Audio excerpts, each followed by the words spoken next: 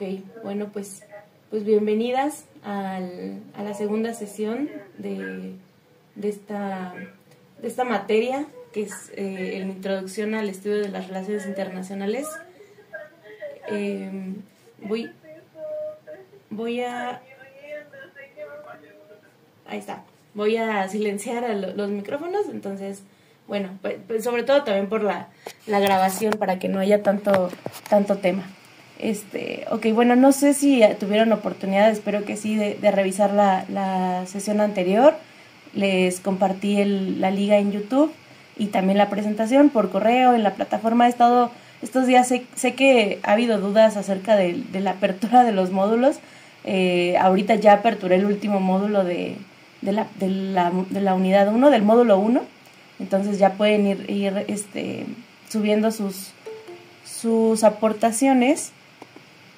Pero bueno, yo planeé esta clase para que al final de la sesión podamos trabajarla en conjunto, las preguntas. Si algo no ha quedado claro, que entiendo que puede ser así, pues por la premura y que es la primera vez que nos vemos. Entonces, bueno, voy a estar asignando unos minutos al final para que podamos trabajar en esas preguntas de forma compartida. Aquí podemos poner nosotras nuestras aportaciones o lo que pensamos, la podemos discutir. Entonces, bueno, pues esta es la presentación del día de hoy, que tengo contemplado hacer una recapitulación breve de lo que vimos lo que les mostré en el video de la primera sesión. Va a ser como unas pinceladas muy, muy amplias. Si igual quieren profundizar un poco, está ese contenido y también está la presentación. También tengo material adicional que les compartí, pero específicamente para hoy tenemos previsto ver cuáles son los principales actores de las relaciones internacionales, en qué momento se da el surgimiento de la disciplina, cómo se da cómo inicia como disciplina, digamos, y qué es lo que se investiga en relaciones internacionales. Denme un momento, creo que alguien, sí, van a ingresar, ok. Ok, creo que ya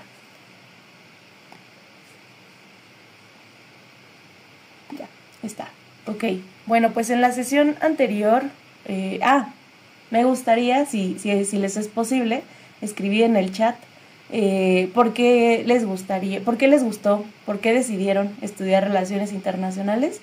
Eso lo pueden ir escribiendo, no tengo problema. Ahorita haré un descanso para leerles, que sí, me interesa conocer esa parte de ustedes. Digo, ya en el foro de presentación ya habremos intercambiado algunas cosas, pero aprovechando que estamos acá, pues sí me gustaría saber si ya estudiaron otra cosa, si es la primera vez que estudian y por qué decidieron estudiar relaciones internacionales.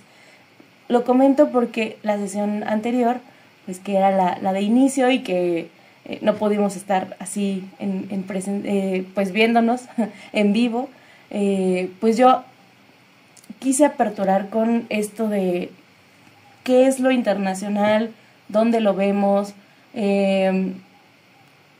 Digamos, la biología tiene un objeto de estudio muy visible.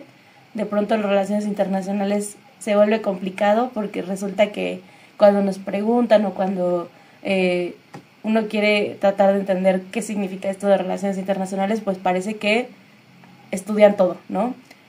Aquí, por ejemplo, les ponía una nota, la portada de un periódico del país, en donde específicamente es su sección de internacional, y habla aquí, por ejemplo, del asesinato de un activista que hubo hace un par de semanas en Estados Unidos, pero también tenemos opiniones acerca de Gaza, pero también les ponía, me acuerdo, la presentación, la portada de un periódico nacional que es Milenio, donde también hay hechos nacionales que afectan, digamos, lo internacional y al revés, lo internacional en lo nacional. Entonces, bueno, pues es un poco el resumen. Por eso les comento que me gustaría saber por qué decidieron estudiar relaciones internacionales, también para ir haciendo este intercambio entre lo que a ustedes les interesa lo que a mí me interesa compartirles y aprender, y cómo pueden aportarlo al entorno, ¿no? No solamente a nivel nacional y en el entorno de las relaciones internacionales, sino también incluso en su propia comunidad o en sus propias ciudades. Entonces, bueno, pues eso para eso es la pregunta, la provocación. Creo que siguen entrando, entonces pues sigo dando el acceso. A ver si quiero presentarla así. Okay. Si en algún momento llega a haber como algún desfase o que no se entiende muy bien qué es lo que estoy proyectando, y también si hay dudas de lo que estoy diciendo, por favor, puede levantar la mano, escribir en el chat o abrir su micrófono directamente. No tengo ningún problema, nos detenemos. Seguramente habrá dudas muy similares, entonces pues por favor interrumpan si es posible. Y bueno, yo les comentaba acá en el contenido de hoy que vamos a ver los principales actores de las relaciones internacionales. Ese es como primer momento, digamos, si no pudieron revisar el video anterior y están como uniéndose de primera vez ahorita, vamos a pensar a los actores de las relaciones internacionales como quiénes son los que hacen las relaciones internacionales. En el video anterior también les comentaba, pero no tengo ningún problema con reiterarlo acá, que hay una diferencia importante entre relaciones internacionales con mayúscula y con minúscula. Como podrán ver en su carrera, dice relaciones internacionales con mayúscula. Y eso, les comentaba, hace referencia a la disciplina, como a ese conjunto de herramientas que analizan el objeto, que sería el sistema internacional, el entorno internacional, la comunidad internacional. Esa es la disciplina. Con minúscula se refiere al hecho, al fenómeno, digamos, ¿no? Las relaciones que existen entre diferentes actores. Lo que nosotros vemos en noticias como notas de lo que les comentaba de otra nota, la flotilla que sale en apoyo a Gaza está conformada por más de 50 tripulantes de diferentes países. Ese hecho como tal, en donde un grupo de personas de diferentes nacionalidades apoya un conflicto, más bien no apoya, sino que se manifiesta en contra de un conflicto, eso como tal son relaciones internacionales. Si una empresa pone una filial en un país, digamos una empresa estadounidense pone una fábrica en México, eso como tal sería relaciones internacionales. Entonces, ahora que pongo estos ejemplos, pues mencioné algunos actores, ¿no? A esto se refiere los actores y los procesos de las relaciones internacionales, porque estos actores y procesos de las relaciones internacionales son el objeto material que estudian las relaciones internacionales como disciplina. Entonces, por ejemplo, tenemos dos formas de ver a los actores. Por un lado tenemos a los sistémicos, que tienen una presencia más allá de los estados-nación, es decir, que la acción o la influencia que llegan a tener no solamente se queda dentro de los límites de cada país, sino que también son importantes y sus vínculos son fuera de. Tenemos otros que son los subnacionales, los que se ubican y tienen su rango de acción sobre todo dentro de los estados, dentro de los países, pero que también llegan a tener cierta influencia internacional o son necesarios para que se conduzcan esas relaciones, ¿no? Entonces, en los sistémicos tenemos organizaciones gubernamentales. Bueno, en primer lugar tenemos a los estados-nación, a los países. Creo que cuando se piensa en relaciones internacionales, lo primero que se viene a la mente son los países, ¿no? Entonces, sí, son los principales, digamos, pero hay muchísimos otros. Y actualmente no habría como una jerarquía entre los diferentes actores. Digamos que no son los más importantes los países. A veces resulta que una empresa es muchísimo más relevante en todos los acontecimientos de un país. Por ejemplo, si revisan las noticias también recientes sobre, no sé si lo vieron, sobre Nepal, sobre las protestas que hubo en este país de Asia, en donde las protestas comenzaron a raíz de que el gobierno bloqueó a algunas empresas de redes sociales. Entonces, por ejemplo, ahí Facebook, que es la red social más grande con mayor número de usuarios, tiene muchísima presencia o muchísimo peso en lo que sucede en los estados-nación, ¿no? Entonces, por ejemplo, a eso nos referimos con que no haya una jerarquía de cuál es más importante que otro, depende muchísimo del contexto y a lo que nos estemos refiriendo. Incluso, por ejemplo, aquí les comparto que otro actor sistémico de las relaciones internacionales es la Iglesia, pero resulta que la Iglesia incluso tiene un Estado-nación que aloja al Vaticano. Bueno, el Vaticano es el país más chiquito del mundo, pero tiene un peso enorme, ¿no? O sea, simplemente pues es eso, ¿no? Ahí está el Papa, que es la cabeza de toda una religión y de muchas otras corrientes, creo que se le podría llamar a la religión católica. Entonces, por ejemplo, eso, ¿no? La Iglesia es un actor muy importante dentro de los países y como tal también tiene una representación como Estado-nación, el Vaticano, ¿no? Entonces, por ejemplo, a eso es a lo que me refiero. A veces ya ni siquiera hay como una vez más una jerarquía, sino que más bien va a depender del contexto. Entonces, por ejemplo, en organizaciones tenemos la más representativa, que es gubernamental, la Organización de Naciones Unidas. Esa es la más grande y la más importante, la más representativa, digamos, del entorno y de la arena internacional. Pero también hay organizaciones no gubernamentales.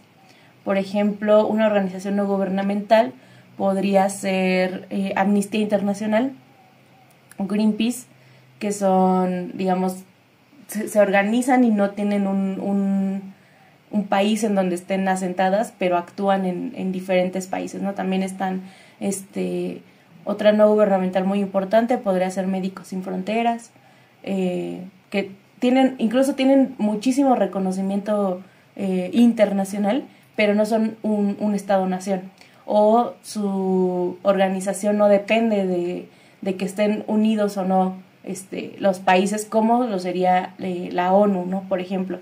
Otra organización gubernamental, otra organización no gubernamental, pero que sí tiene representación de países, puede ser la FIFA. La FIFA como tal no depende del gobierno del país al que esté representando, pero sí tiene representantes por país. Tal vez suene un poco complejo, pero si tienen igual dudas, por favor, alcen la mano para que podamos aquí ir haciendo esta colaboración. No sé si está, creo que como tenía la pantalla tal vez no estaba, ok, vale, para voltear a ver un poco la presentación también, voy a hacer grande otra vez la llamada. Los medios de comunicación también suelen tener un peso muy importante en lo que sucede en la arena de las relaciones internacionales. El crimen organizado, pues lamentablemente también tiene un peso muy importante. La forma de operar del crimen organizado es, actualmente se le llama crimen organizado transnacional, porque no solamente opera dentro de los límites de donde surja, sino también pues el negocio está en empezar a exportar a otros países, a tener incluso presencia con otros grupos, digamos, incluso llega a haber alianzas entre grupos de diferentes países, y eso pues es un tema, es un problema al que se ha enfrentado muchísimos gobiernos, sobre todo en nuestra región y en nuestro país, ¿no?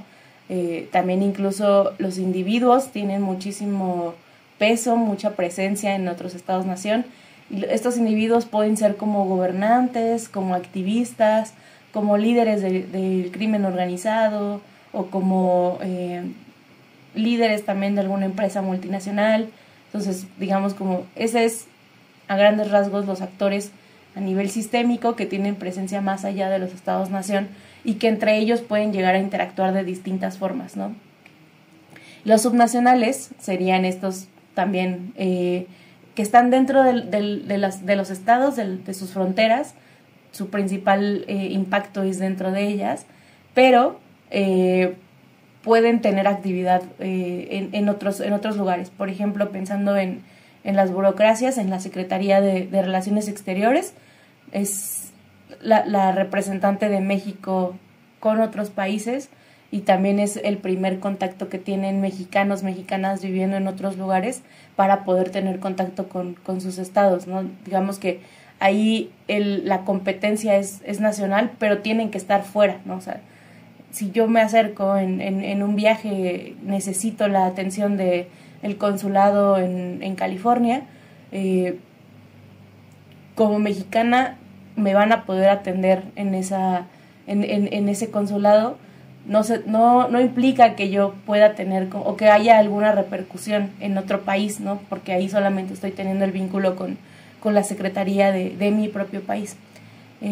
Son quienes emiten los pasaportes, que son quienes avalan que seamos parte, que formamos parte de un país, ¿no? Entonces, eso es a lo que se refiere con actores subnacionales.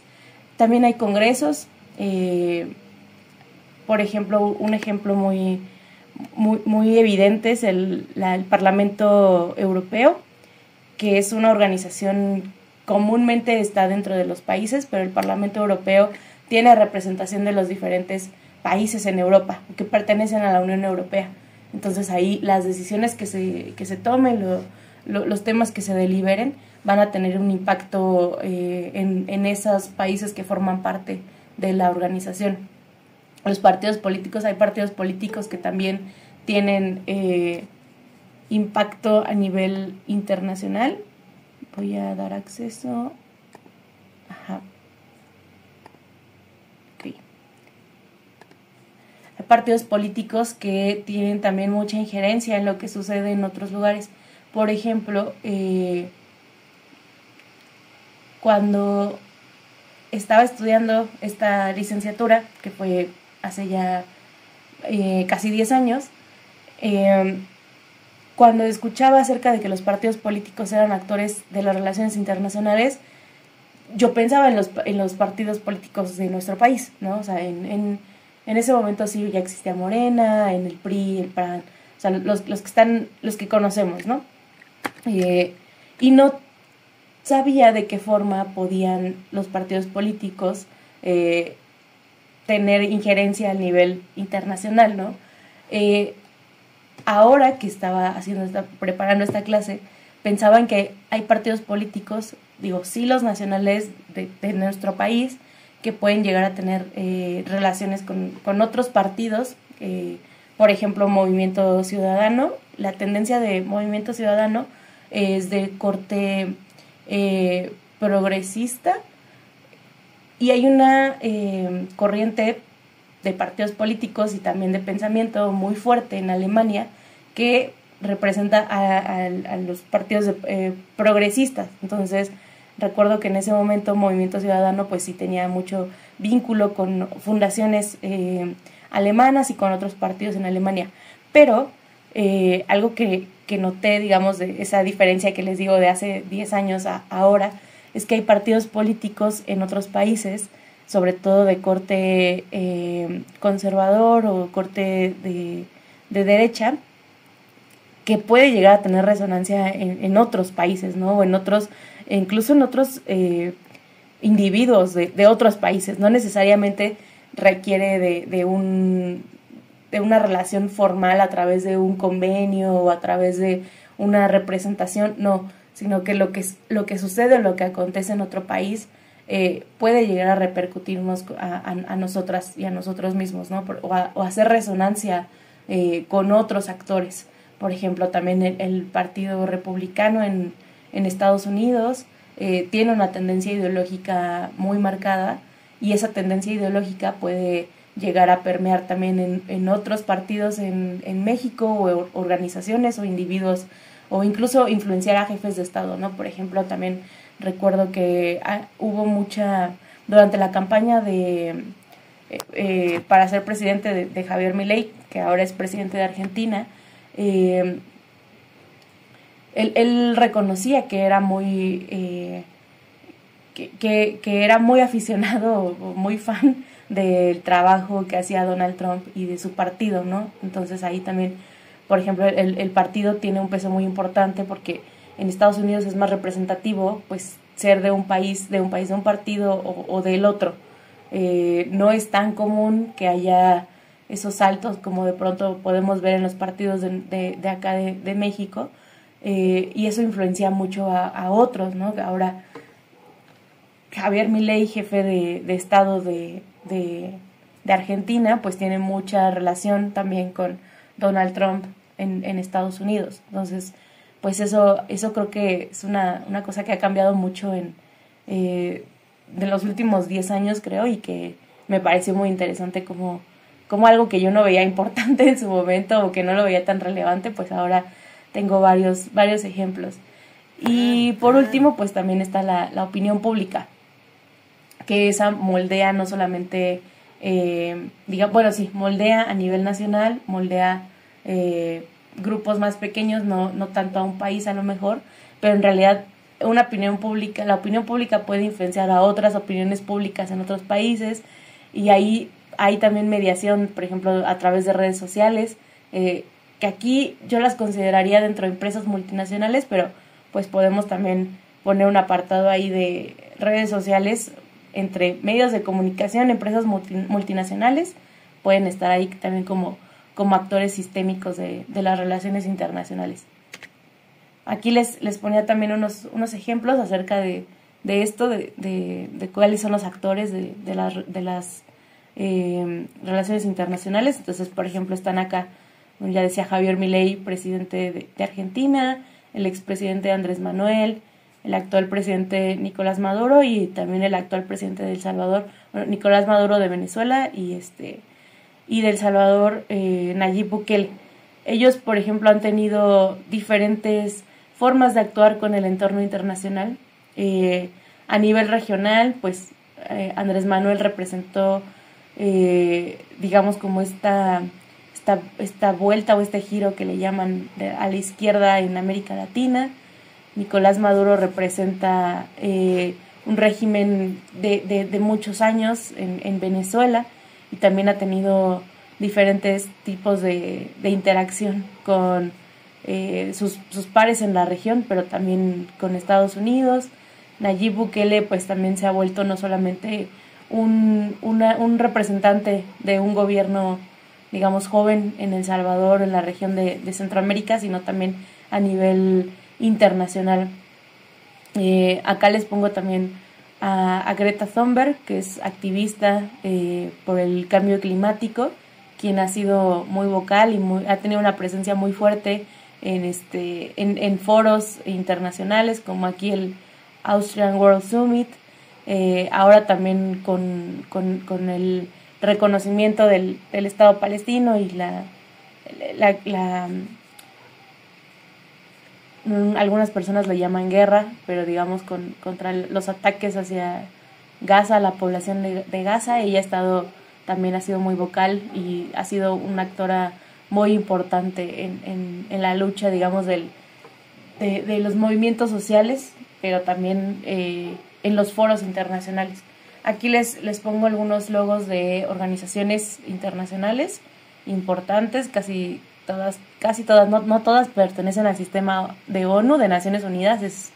Este es el logo de Naciones Unidas, este es el de UNICEF, tenemos el Fondo Monetario Internacional, y por acá está la OTAN, que es una organización de defensa militar, que pues se formó en un momento para defender a países del llamado bloque capitalista occidental durante la Guerra Fría, pero ahora opera como una organización de alcance mundial, de alcance global. Acá les pongo también, por ejemplo, una foto del movimiento de las juventudes por la justicia climática.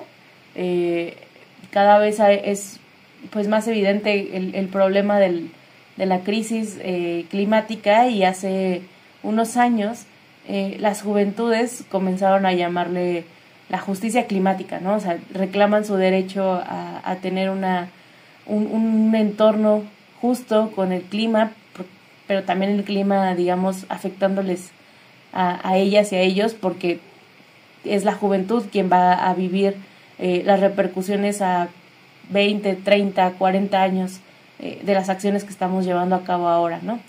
Los países que son los principales actores o quienes se les reconoce como los principales actores de las relaciones internacionales, pero les comento, pues depende mucho del entorno, ¿no? Algunos incluso pueden llegar a tener más peso, no sé, el movimiento o alguna organización como la OTAN.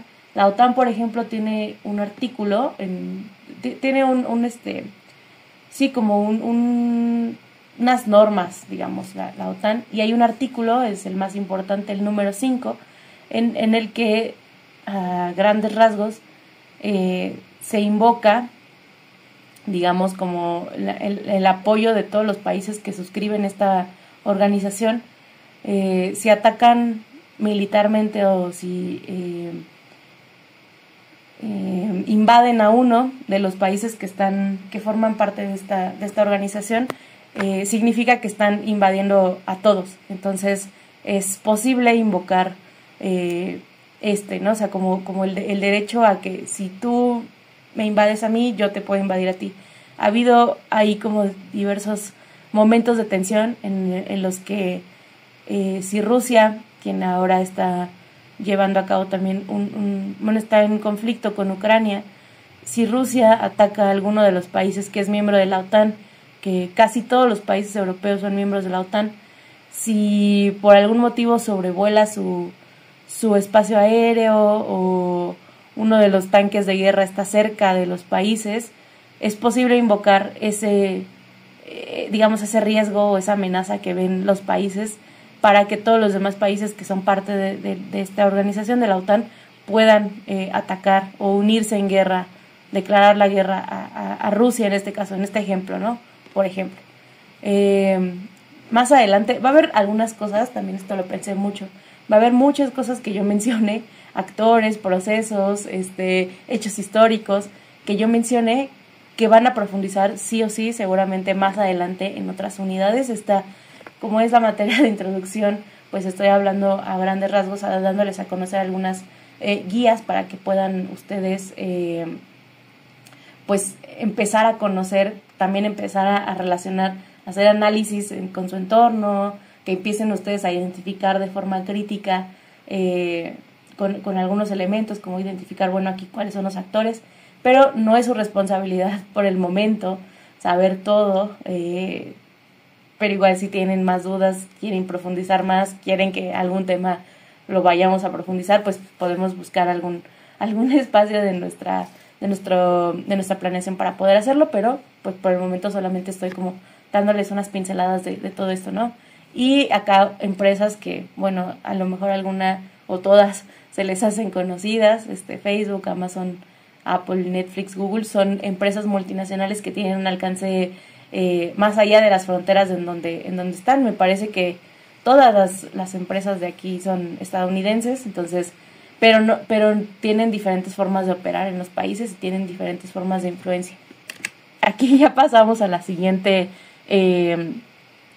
parte de la clase acerca del surgimiento de la disciplina. Esta va a ser también como a grandes rasgos cuál es entre las personas que hacen o hacemos la disciplina, estudiamos relaciones internacionales, hay un acuerdo de cuándo y dónde surge la disciplina. Hay personas que tratan de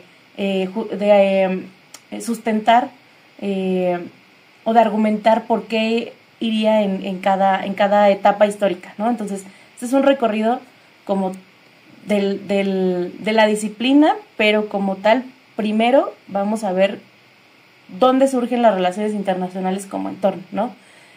Hay un hecho muy específico que es, por ejemplo, la paz de Westfalia, que está aquí en la esquinita, que es donde surgen los países. este hecho histórico, que es el fin de la Guerra de los 30 años en Europa, un conflicto religioso entre distintos reinos en ese momento, se dio fin con la firma del Tratado de Westfalia en 1648. En este momento, digamos, es cuando hay un acuerdo que aquí surgen los países como los conocemos ahora, ¿no? Los estados-nación. Por ejemplo, he estado hablando de que las relaciones internacionales, en los países, los estados-nación son los actores más importantes, pero en realidad hubo un momento en el que los países no existían como los conocemos ahora, ¿no? Entonces, ahí podría ser importante un indicador de en qué momento surge, primero, como fenómeno las relaciones internacionales y como disciplina es más adelante. Pero, digamos, hay un consenso, esa palabra la estaba buscando hace rato en mi cabeza, en el que inicia no como tal la disciplina, sino nuestro objeto de estudio, las relaciones internacionales, en la Paz de Westfalia. Y hay algunos elementos de la firma de este tratado que son muy importantes y que tienen mucho peso y que, digamos, los arrastramos o los traemos hasta nuestra época. Pero, como les comento, ha habido otros intentos por... creo que lo voy a quitar para que se vea un poquito más grande, creo. Ahí sí se ve. Si lo hice grande, ¿se ve bien? Sí, se ve bien. Ah, bien, ok.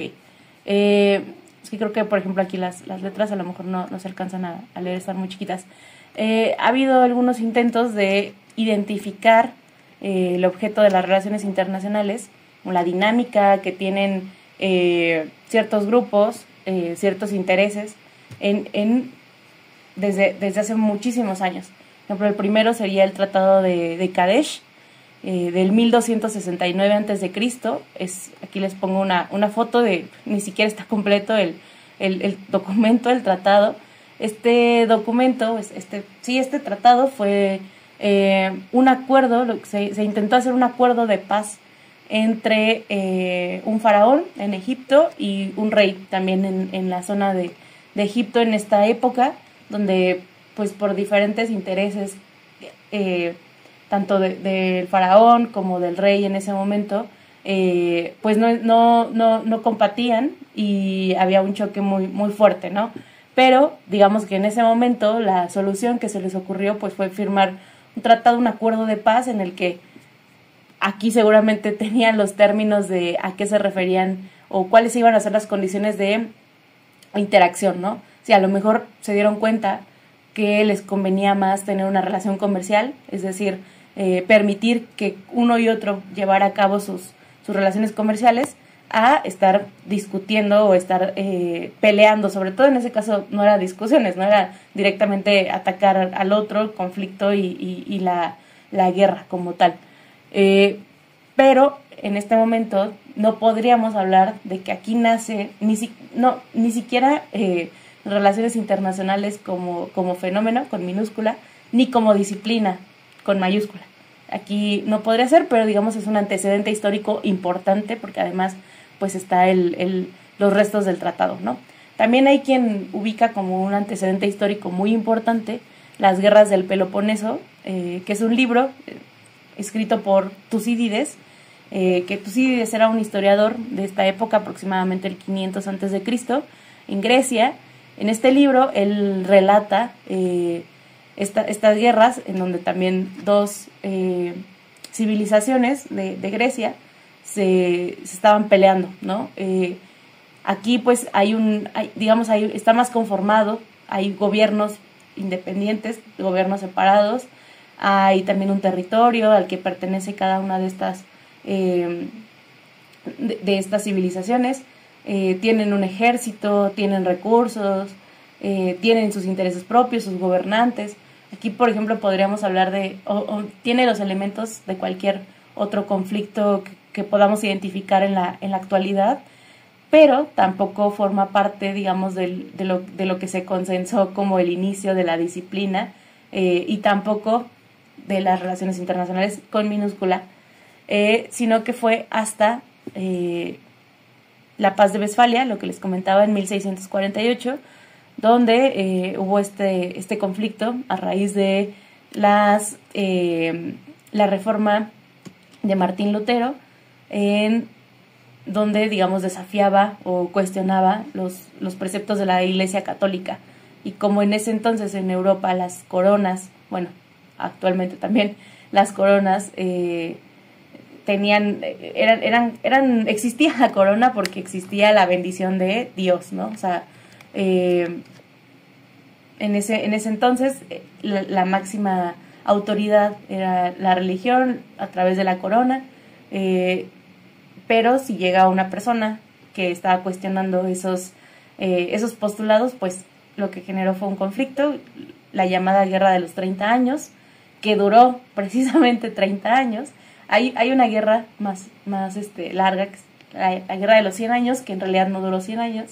Sí es muy larga, pero no duró tanto. Les comento, estos hechos históricos incluso los van a estudiar con más profundidad en el siguiente semestre. No es necesario que lo conozcan, pero les voy adelantando, ¿no? Para que en esa materia no lleguen tampoco tan en ceros. Aquí se identifica como el surgimiento del Estado-Nación. El Estado-Nación como un lugar donde, digamos, está delimitado, tiene fronteras nacionales o fronteras políticas, tiene una población específica y tiene un gobierno en específico. Ese sería el Estado, digamos, y la nación es el conjunto también de que esa población tiene características étnicas o de lengua o culturales muy propias, que es lo que le va a dar identidad a ese Estado, ¿no? Porque un Estado con gobierno, un país no es solamente un Estado con un gobierno, ¿no? O no es un territorio solo con gobierno, sino que también está conformado por la otra parte, como les digo, la nación, incluso incluye la historia, ¿no? O sea, por ejemplo, acabamos ayer de celebrar las fiestas patrias, que es un elemento súper importante de la conformación del Estado-Nación mexicano. Ahí, como tal, en 1648, en esta reunión de estas personas, todos hombres, se delimita, se concibe que va a tener soberanía territorial, igualdad jurídica y se busca un equilibrio de poder. En ese entonces, por ejemplo, se analizó y se decidió que lo que más convenía para evitar en ese momento conflictos, pues era tener estos elementos.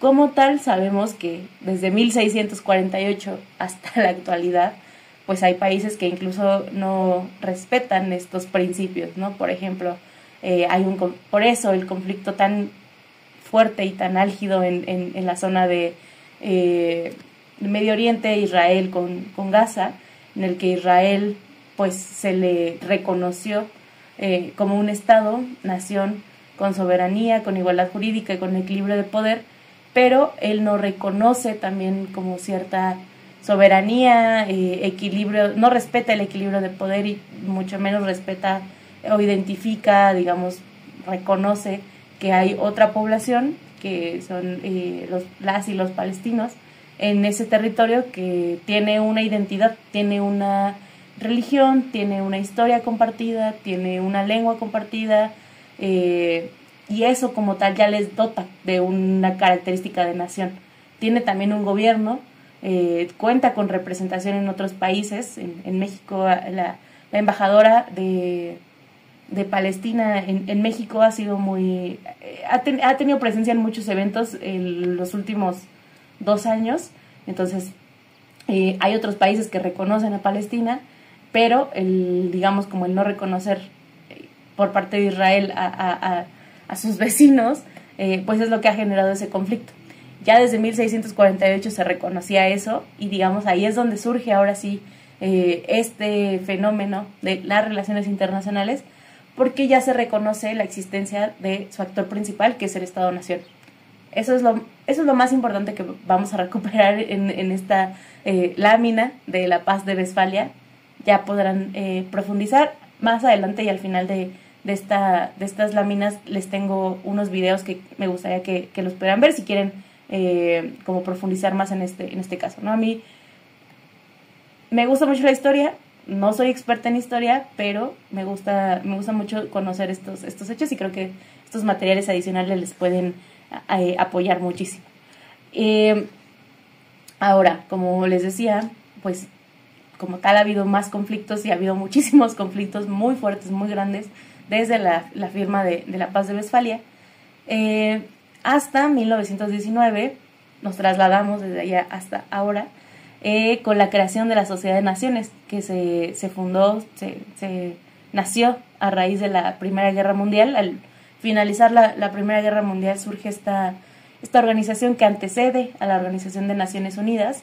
Este es el momento histórico, digamos, que va a dar, ahora sí, nacimiento, va a dar pie a la disciplina de relaciones internacionales. En ese momento, y bueno, todavía se le reconoce como uno de los conflictos bélicos más grandes de la humanidad, de la edad moderna, y la gente, los mandatarios y también pues periodistas y las personas pues, que estuvieron al frente de este conflicto, incluso servicios médicos, porque no solamente en el frente no solamente estaban soldados, también estaban pues enfermeras, médicos, médicas, pues no querían que volviera a pasar esto, ¿no? Entonces, pues había sucedido que resulta que no todo lo que sabíamos acerca de los gobiernos y de la paz, de la soberanía territorial, pues no nos había servido. Entonces se tuvo que idear de qué manera, cómo podemos hacer frente, cómo se puede evitar otro conflicto en ese momento, en 1919. Y lo que se hizo fue crear esta disciplina a través de cátedras en universidades, principalmente de corte anglosajón, en Inglaterra, también en Estados Unidos, sobre todo en Europa, pero también en Estados Unidos, se crearon estas cátedras, incluso ya de lleno carreras que estudiaran el fenómeno de la guerra y cómo se podía evitar. Ese era el principal objetivo de la disciplina en ese momento. Entonces, muchas personas que habían estado en las mesas de negociación o que habían sido parte de las delegaciones o de los ejércitos, empezaron a tener este diálogo con académicos en estas universidades muy grandes en Europa y en Estados Unidos para saber de qué manera se podía evitar, ¿no? Entonces, ahí como tal es donde el contexto histórico es el fin de la Primera Guerra Mundial, la creación de la Sociedad de Naciones, que también demandaba en ese momento expertos que pudieran aportar conocimientos sobre cómo evitar la guerra. Ese era el objetivo principal. Pues no salió muy bien. Después comienza la Segunda Guerra Mundial y digamos que es también un momento histórico en el que la disciplina como tal empieza a tener y empiezan a surgir diferentes pensamientos, diferentes corrientes teóricas, que eso lo vamos a ver en la siguiente sesión, ya abriendo el módulo 2, vamos a poder profundizar un poco en cuáles eran estas perspectivas teóricas, ¿no? ¿Por qué había países o por qué había personas que pensaban de una forma y por qué había personas que pensaban y leían o veían la sociedad internacional, la arena de las relaciones internacionales con minúscula, de diferente o con otra perspectiva? Entonces, eso, digamos, estos son el surgimiento, los antecedentes históricos de la disciplina, que son bastante importantes y más adelante les van a servir. Cambié otra diapositiva, ¿sí se ve? Esta es las relaciones internacionales en México. ¿Sí la alcanzan a ver? Se ve. Maravilloso. Sí, se ve. Perfecto. Ok, bueno, también aquí voy a dar algunas como pinceladas acerca de cómo llegó la disciplina de relaciones internacionales a México. En un primer momento, en 1951, la primera universidad que oferta esta carrera es la UNAM. También en ese momento, también en el mismo año, la Universidad de las Américas también empieza a ofertar la carrera. No se llamaba Relaciones Internacionales, era Diplomacia. Esa fue la primera carrera. Después en los 70 evolucionó y se cambió a Relaciones Internacionales. Ciencias Diplomáticas, se llamaba Ciencias Diplomáticas. En los 50, digamos, hay una necesidad, hay una gran demanda en todo el mundo y en México pues llegó hasta nosotros, de tener expertos que pudieran pues seguir estudiando estos fenómenos, ¿no? Ya en el 51, al finalizar la Segunda Guerra Mundial, pero comienza otro periodo, otra etapa del siglo XX, que es la Guerra Fría, que como tal no es un conflicto, no es un conflicto con presencia militar en uno u otro país, no hay un conflicto directo, digamos, pero sí es una guerra declarada entre un bloque, que es el bloque comunista, y el bloque capitalista, en ese entonces liderado por Estados Unidos, y el bloque comunista liderado en ese entonces por la Unión Soviética. México era un país que estaba en una posición algo compleja, porque como tal pues está cerca de Estados Unidos, pero ideológicamente muchas personas, ideólogos, muchos gobernantes, incluso personas importantes, veían a la Unión Soviética o al bloque soviético como un aliado muy importante, porque en realidad sí lo fue, ¿no? O sea, el bloque soviético tenía muchísima injerencia en esa parte de Europa, de Eurasia, digamos. Era un buen momento para hacer negocios con ellos, y México no pertenecía como tal, bueno, oficialmente digamos pertenecía al bloque capitalista, pero también tenía muchísima relación muy cercana con el bloque soviético. Muchas personas huyendo de la guerra Fría o de los gobiernos comunistas venían a México. Aquí encontraron el Partido Comunista. O sea, no había como México es un país muy importante, pero también muy particular en cuanto a las relaciones internacionales, ¿no? También México recibió en ese entonces, por esa época, un poco años antes, a muchos refugiados españoles.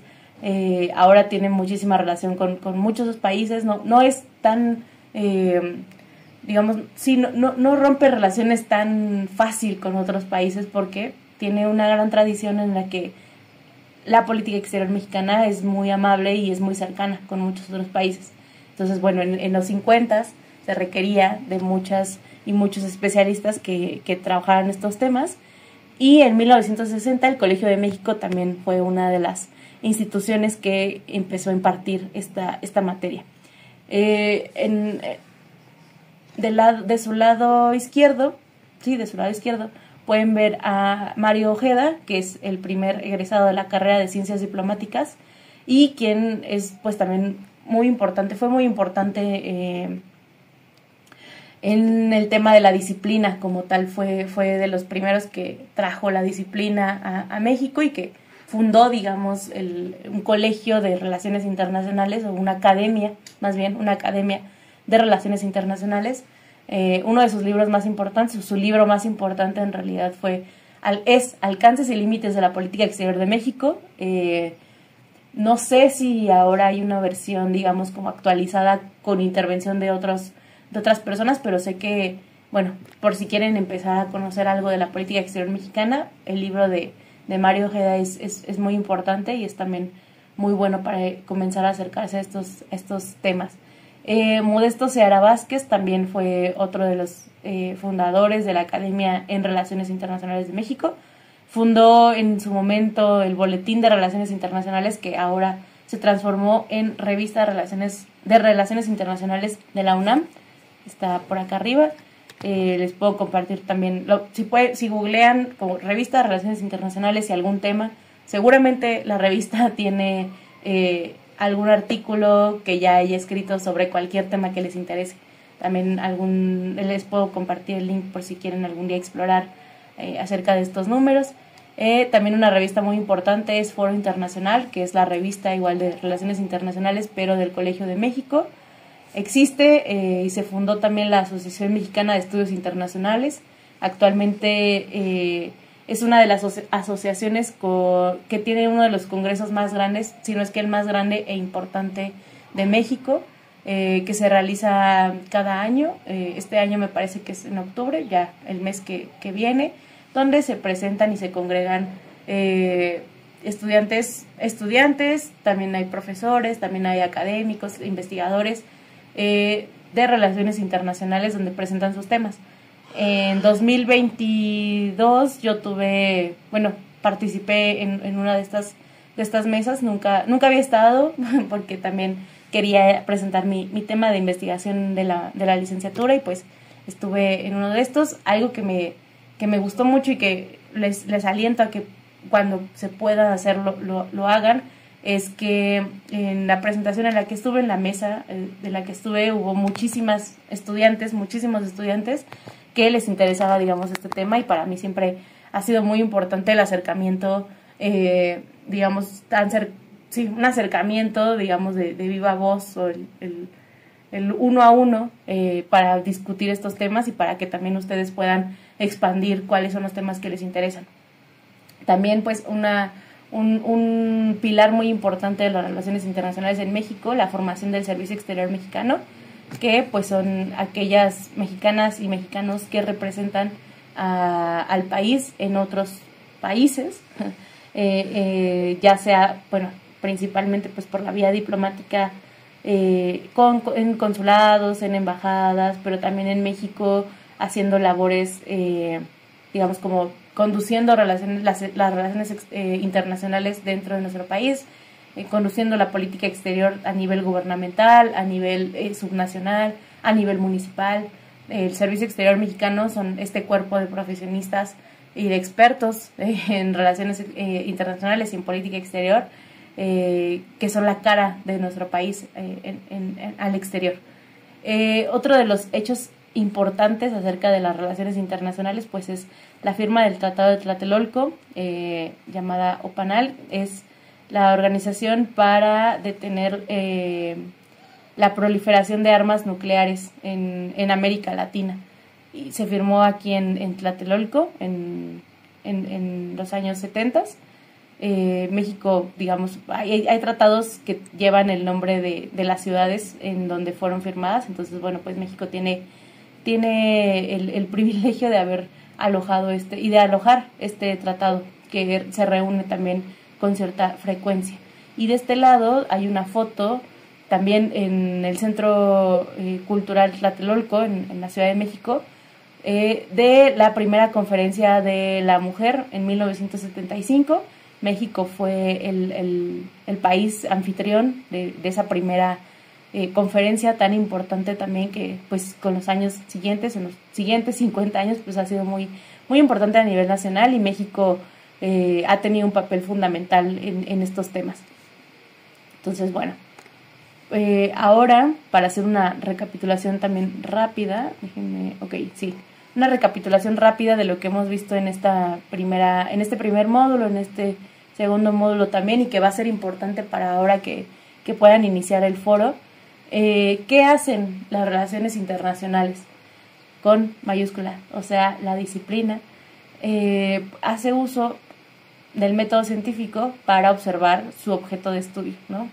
¿Qué es lo principal que hacen? Pues analizar las relaciones de poder en el sistema internacional.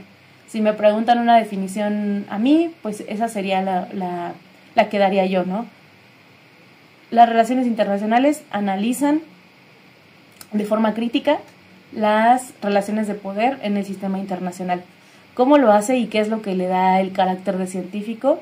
Pues utilizar el método científico, ¿no? Que por lo regular nos aprendemos aprendemos que el método científico forma parte de las llamadas ciencias duras, ¿no? Donde se pueden hacer experimentos, donde se puede ir a un laboratorio a generar preguntas, pero en realidad el método científico forma parte, y no es tan riguroso, para empezar, y forma parte de cualquier disciplina que se quiera llevar a cabo, incluso pues en las de humanidades. En las humanidades tienen un método muy específico, diferente, pero en las ciencias sociales hacen uso de este método científico, principalmente, como ya decía, hacer preguntas, observar los fenómenos para generar hipótesis. Una hipótesis es una respuesta tentativa a una pregunta que se haga, ¿no?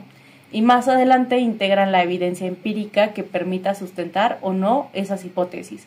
Es decir, si yo estoy observando, digamos acá, en este ejemplo, estoy observando esta manifestación sobre la justicia climática y me pregunto cuáles son los antecedentes del movimiento juvenil por la justicia climática.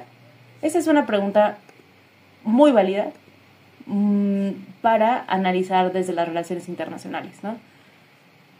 Entonces yo hago esa pregunta y una hipótesis sería, los movimientos sociales por la justicia climática comenzaron a finales de los años 70, ¿no? Yo tengo una idea a través de cierto conocimiento que puede ser que hayan sido a finales de los años 70 o a raíz de la explosión de alguna planta nuclear en Japón, por ejemplo, ¿no? O sea, puede que sea de esa manera. Entonces yo comienzo a utilizar ciertas disciplinas, otras técnicas de investigación para integrar esa evidencia empírica que permita sustentar si es que el movimiento social de las juventudes por la justicia climática surgió o no después de los años 70 o en los años 70. Entonces, hacemos uso de metodologías cualitativas y cuantitativas para poder sustentar y llegar a conclusiones, ¿no? Ahí, por ejemplo, viendo este esquema que les presento acá, que las ciencias sociales como la economía, el derecho, la ciencia política, las relaciones internacionales, aquí es la que nos compete, la historia de la sociología. Yo, al hacerme esta pregunta de en qué momento, cuáles son los antecedentes históricos del movimiento social juvenil por la justicia climática, pues yo voy a la historia, ¿no? Entonces comienzo a investigar en los años 70, qué sucedía en los años 70. Justicia climática es un concepto, por ejemplo, justicia, me voy al derecho, ¿no? ¿Qué representa? ¿Qué significa la justicia? Climática, pues ahí a lo mejor puedo también hacer uso de la sociología o de la ciencia política. Movimientos sociales. Entonces empiezo a separar esta pregunta, ¿no? Movimientos sociales. ¿Qué es un movimiento social? Pues voy a la sociología política. Juventudes o movimiento social juvenil, igual sociología. Ahí empiezo a separar mi pregunta y hacer uso de los diferentes metodologías que tienen las ciencias sociales para responder específicamente a la de mi disciplina de las relaciones internacionales. Esto siempre va a suceder, siempre es la naturaleza de las relaciones internacionales, hacer uso, saltar de, digamos, algo, la unión entre la sociología y las relaciones internacionales me habla de la sociología internacional o hace referencia a la sociedad internacional. ¿Por qué un movimiento social que surge, no sé, en Chile sobre justicia climática, cómo tiene repercusión en otros países, ¿no? Entonces ahí voy a esta disciplina y empiezo a hacer preguntas y empiezo a hacer un diálogo entre estas dos. O la economía y las relaciones internacionales, ¿no? Aquí empiezo a hacer este vínculo y llego a la economía internacional. Esto siempre va a suceder así, las relaciones internacionales tienen esa característica, esa naturaleza, y después poco a poco pues va a haber otras ramas, ¿no? Aquí de las relaciones internacionales y las disciplinas. ¿Cuál es el objeto de estudio? Ya les decía, bueno, una respuesta que yo podría dar a qué hacen las relaciones internacionales, analizar de forma crítica las relaciones de poder en el sistema internacional, pues ese es el objeto de estudio, ¿no? La interacción entre diversos actores globales, los procesos de globalización, la interdependencia, los conflictos. Estos son, digamos, procesos que analiza las relaciones internacionales, las diversas manifestaciones de poder, el funcionamiento del sistema internacional. Estos son procesos en los que están insertos diferentes actores de las relaciones internacionales y es lo que compete a las relaciones internacionales, ¿no? Entonces, bueno, pues como tal, ese es el resumen de un poco de esta unidad o de este módulo, del módulo 1. Y esta presentación y también los materiales que les compartí, pues les van a apoyar a poder contestar y discutir, analizar el foro de aprendizaje, foro integrador de aprendizaje que ya está abierto. Aquí yo lo que les propongo es que podamos a lo mejor, aquí por ejemplo, ¿cuál sería el objeto material del estudio de relaciones internacionales? Digo, bueno, ya les he compartido un poco en las diapositivas y también en las diapositivas anteriores. Lo que me gustaría o esperaríamos que fuera su respuesta sería de la forma más amplia y tratando de que ustedes puedan explicarlo con sus propias palabras. Claramente pueden hacer uso de lo que yo les comento acá, pero traten a lo mejor de dar un ejemplo. No es obligatorio, pero pueden dar un ejemplo de qué sería el objeto material del estudio de relaciones internacionales. Piénsenlo, retomen los actores de las relaciones internacionales, como les decía, de los procesos, y traten a lo mejor de ejemplificar, ¿no? El objeto material, una respuesta, digamos, válida, pues sería las interacciones entre diversos actores de las relaciones internacionales como empresas, países, gobernantes, organizaciones. Esa será una respuesta válida. Una respuesta más completa, y también retomando un poco del incidente crítico, por ejemplo, sería hablar del objeto material del estudio de las relaciones internacionales haciendo referencia al incidente crítico. Entonces vayan al incidente crítico, revísenlo, traten de identificar cuáles son los procesos de las relaciones internacionales, como les mencionaba acá, globalización, interdependencia, conflictos, cooperación, todo eso en el incidente crítico, y cuáles son los actores que intervienen en este incidente crítico, ¿no? Entonces ahí una respuesta súper completa sería así, retomando el incidente crítico y explicando cuál es el fenómeno, el objeto, perdón. ¿Qué fenómeno estaríamos estudiando cuando hablamos del cumplimiento de los objetivos del desarrollo sostenible? No hablamos mucho acerca de los objetivos del desarrollo sostenible. Tienen mucho material también en la plataforma que pueden revisar y que la verdad está bastante completo. Lean los objetivos de desarrollo. Hay dos páginas, dos recursos a los que pueden recurrir. También se los puedo copiar en el foro para que los tengan más a la mano. Ahí hablan de qué son los objetivos del desarrollo sostenible, cuál es el avance que presentan en general. Lo pueden también investigar en esta página que está referenciada. Y qué actores participan en la definición, implementación y evaluación. Recuerden lo que ahora estuvimos hablando un poco sobre cuáles son los actores, por ejemplo, de forma sistémica, las organizaciones, también los subnacionales. Recuerden a las secretarías de Relaciones Exteriores, individuos, todos ellos. Vale la pena que sea una respuesta amplia, lo más completa posible, y pues estaré leyéndolos en el foro. Más adelante va a estar abierto el día de hoy, el día de mañana, sí, para que lo puedan responder. Y seguramente el módulo 2 ya la próxima semana, o a partir del viernes, ya estará abierto todos los módulos todos los foros del módulo 2. Esta semana, la anterior y esta semana, pues todavía estaban un poco de estarnos integrando, de estar teniendo acceso. Les digo, todavía no tengo mi correo institucional, entonces pues ahí hubo un poco de retrasos, pero pues espero que pues podamos tener los siguientes módulos de forma a tiempo, en forma y en tiempo. Entonces también para este primer foro pues estaremos dejando el día de hoy y el día de mañana. Ya después tendrán más tiempo para los siguientes módulos. Y bueno, como última parte, ya nos quedan 8 minutos nada más. Les presento aquí qué es lo que vamos a ver en la próxima sesión. El módulo 2 comienza el día miércoles. Vamos a repasar aquellos elementos que conforman el pensamiento teórico de las relaciones internacionales y cuáles son los hitos históricos del desarrollo de las relaciones internacionales.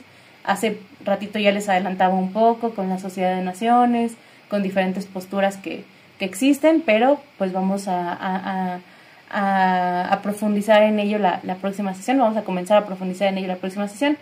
Y ahora sí, como última